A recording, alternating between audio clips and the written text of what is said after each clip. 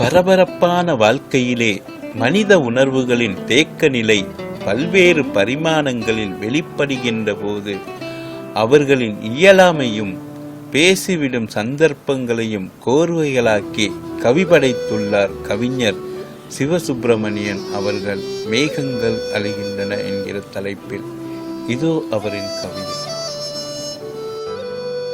கதிரவன் முகத்தை பூமி காட்டுகின்ற முதல் நேரம், கால் வைத்த புல்வெளியில் ஈரம், மரத்தின் உச்சியிலே கூடு கட்டிய தேனீக்களை விரட்டியடித்த புகையோடு கூட்டை பிழிந்த கைகளில் சிதறுகிறது தேன். சிக்கிய வெள்ளத்தைச் சுமந்த அணைக்கட்டின் ஓரத்தில் சிறுதுளை சிந்துகிறது கண்ணீர் துளி.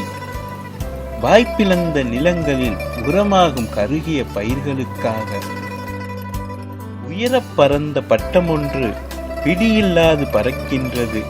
கண்காட்சியாய் வண்ணங்களோடு வானிலே நூலில் வடியும் இரத்தத் துளிகளை சுமந்த வண்ணம். ஒற்றை தாளம்பூ வாசம் மெருகேறியே வருகிறது. புத்தகத்தின் நடுவே வாடிப்போனதை என்னும் தருணத்தை மறக்கச் செய்த வாசனையில் நாமெல்லாம். நாளெல்லாம் உழைத்து கரைந்த குடும்பத் தலைவன் எப்பொழுதும் சிரிக்கிறான்.